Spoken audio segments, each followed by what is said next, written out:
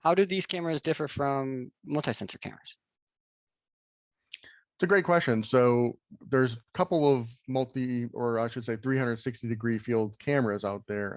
Fisheyes are one of the technologies, but there's also multi-sensor cameras. So these, instead of having one lens and one sensor, actually have, 3 or 4, sometimes more, lenses kind of in a circle, and they kind of combine to, sometimes they're actually 4 or 6 different camera streams coming off of them. And sometimes they'll use software to kind of stitch them together to create like a 360 view. So generally the biggest difference I would say is that, the multi-sensor cameras tend to be a lot more expensive. There tends to be a lot more software involved there, if they are stitching them together, because you got to make sure that that stitching part is compatible with the NVRs, with your software. A lot of stuff goes on with that. But then if it's multi cameras, and each one of those lenses are actually a different stream coming off the camera, then you run into factoring in the hard drive and all that other stuff we talked about. So multi-sensor cameras do help you save some installation costs because it's the same kind of thing. You only have to bring one camera in. But I think a fisheye works, and it's a more affordable option for a lot of the same scenarios, with some exceptions. Like on the side of a wall, maybe a multi-sensor camera is going to be better because you're going to get more detail out of it. So they fill sometimes similar roles, but a little bit different reasonings for existing, really. Do you mind if I interject for a second? Let's just talk about what a multi-sensor camera is for people who are unaware. Multi-sensor camera, you've got one base, one plastic or metal housing, depending on the model, that is going to have individual sensors for each camera, usually somewhere around 4 to 6. And then you're going to position these cameras. It's going to be usually, again, depending on model a little bit, but usually independently movable, where you can focus each one of them. And so let's say, go back to the T example, we might point one to point this way and one to point down, each side. But you're still going to have that problem of not being able to see what's directly below the camera. And so a multi-sensor, can be a really great camera. It can be a really great fit, but you're still going to have that big drawback that having 3 different cameras mounted kind of close to each other would have at that hallway. You wouldn't be able to see what's directly underneath you. And so there's a big part of that it just doesn't solve one of the biggest needs of that you want to solve with a fisheye, which is being able to be aware of what's happening in the space. And so it really doesn't solve that singular one.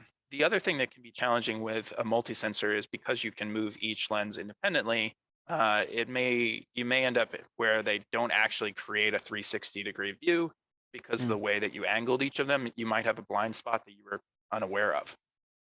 So it takes a lot more work from the person doing the initial install to make sure that you're solving your need. There's a lot of variations on them too. Some of them, I've seen that are horizontal are definitely going to have more of that blind spot effect, but I've seen ones that are, they go lens, lens, lens, and then lens, and they have more of a less of a blind spot issue. One of the applications I think multi-sensor cameras can work pretty well on are like a parking lot where you're in a pole, because you still have the ability to see some more detail because it's multiple.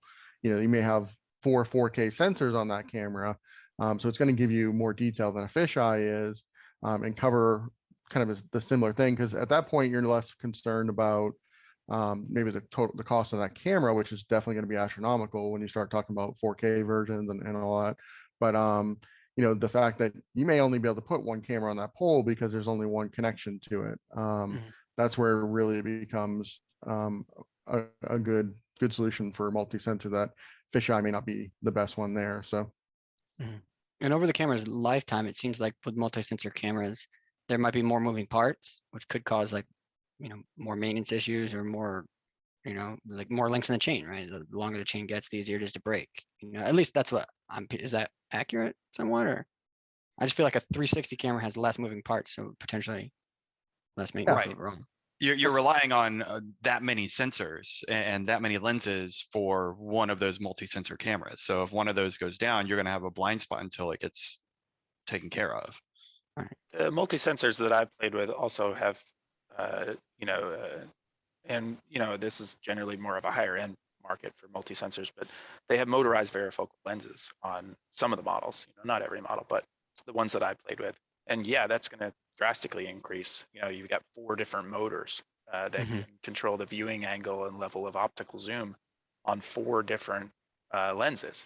You're definitely going to have more potential for things to break. Yeah. And that's such a good point too about like even the footprint of the camera. I feel like a multi-sensor camera must have a larger footprint than a fisheye camera. No? Yeah, I mean, probably, at least for the Axis ones that I played with, twice the radius. Wow. Yeah, Yeah. there's variations because there's so many different forms of multi-sensor. And one important thing, not all multi-sensor cameras or multi-lens cameras are 360. A lot of them are 180 with the designation of putting them on a wall and covering, a big side of a building with one camera run. That's a lot of them, actually, even more so than I would say the 360. So that's a big difference there. There are 360 ones, and a lot of them are very big. So they're going to physically be bigger.